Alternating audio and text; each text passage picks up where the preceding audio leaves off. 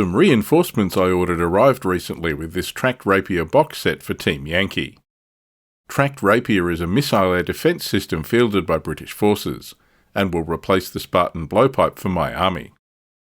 If we have a look at the back of the box, we can see from the exploded assembly diagram this is a resin and metal kit. There are a lot of parts for each vehicle. More on this later. The Tracked Rapier SAM Section box contains 4 vehicles and a single unit card. There's also a decal sheet not mentioned here. So let's open it up. Here's the box. I've seen other unboxings of this where each resin hull is in a separate cell in the packaging. Mine weren't, and each hull had some slight damage. Nothing catastrophic, but just enough annoying chips and chunks to be noticeable. This is one of the reasons I'm not a big fan of resin and metal kits. Here are the metal tracks and side skirts. These were pretty good and there wasn't much flash or mould lines to clean up. The launcher parts are also metal, and these are a different story. There was plenty of cleanup to be done here. Sometimes I felt a bit like this was a bit of a carve-your-own adventure. The radar boom arms were particularly bad, with tons of excess material inside the boom arms to carve away. The missiles are also misshapen. This isn't a mistake or a miscasting, it's too consistent for that. The issue seems to be with some of the missile sculpts themselves. Some of the missile bodies and noses just aren't symmetrical, which results in a toed-in look to some of them. The missiles are an eye-catching part of the kit, so it really stands out. All in all, the cleanup for all the parts took hours, and in places the results were still pretty marginal. However, the resin hulls were pretty good, despite the dings and minor damage from shipping. After a wash, they came up okay. Given the number of parts and waiting for superglue to dry, assembly was also a long process. The launchers are made of multiple parts which need to be assembled in sections and left to dry before moving to the next stage. The side skirts proved particularly fiddly because the right side of the hulls aren't flat. The resin mould has a bit of a bow in the middle. Trying to glue the carefully straightened skirts to the hull on this side was diabolical, until I realised it wasn't flat and pre-bent the skirts to match. Here's the end result. It took a lot of work and there are issues here, but in the end, with a bit of effort and persistence, they can be made into acceptable miniatures. It sounds like I don't like this kit, and in a lot of ways I don't. It exhibited all the weaknesses of resin and metal kits. Chipping damage to the resin parts, flash and cleanup issues with metal parts, and some misshapen sculpts and warped castings. Building it, particularly with the number of parts, was a trial.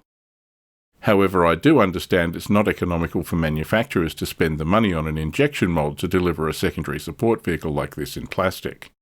Resin and metal is the only reasonable alternative, and in the end the detail is okay and it ends up looking like the vehicle it's meant to be. My British forces need more capable air defence, and Rapier is the right answer. Now the construction is complete, let's look at Rapier. During the Cold War, Britain moved air defence entirely away from guns in favour of high-speed missiles. Rapier entered service in 1972 and in modified and improved forms are still in service today. Rapier was initially deployed on a 4-missile towed launcher. A search radar helped identify targets, but the missile was optically tracked. The operator needed to keep the target in the crosshairs, and the system steered the missile to the target using a radio link. Tracked Rapier is a mobile version of the system mounted on a modified M548 chassis, derived from the M113 armoured personnel carrier. It mounts 8 Rapier missiles in protected cells on the launcher. Tracked Rapier can engage within 30 seconds of stopping the vehicle, compared to up to 15 minutes to deploy the towed version. Rapier systems were upgraded with infrared and later thermal imaging sights. Deployed to the Falklands in 1982, Rapier was credited with a number of kills, but the exact number is debated. It also saw service in the Gulf War and provided anti-air security for the London Olympics. Let's look at using Tracked Rapier in Team Yankee. Here's the stat card. It's a tank unit with the infrared rule.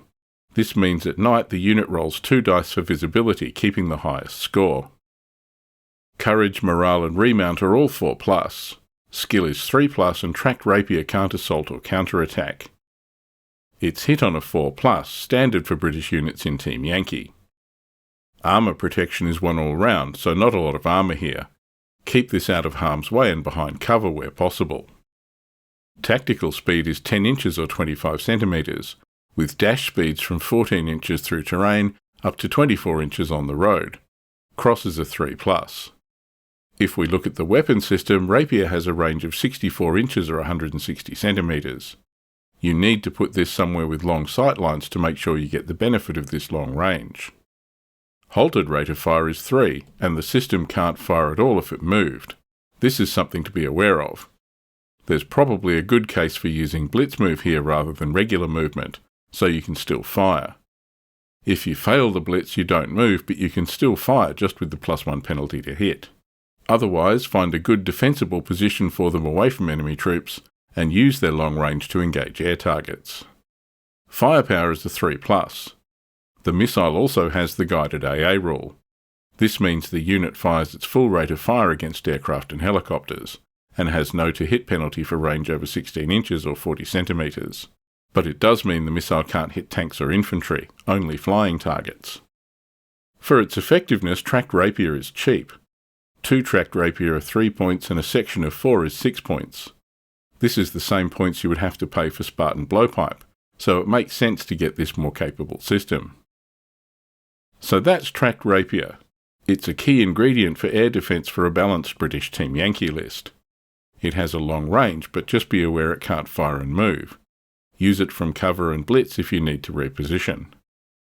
The resin and metal kit is challenging with lots of parts and plenty of cleanup required, but in the end it does come together okay.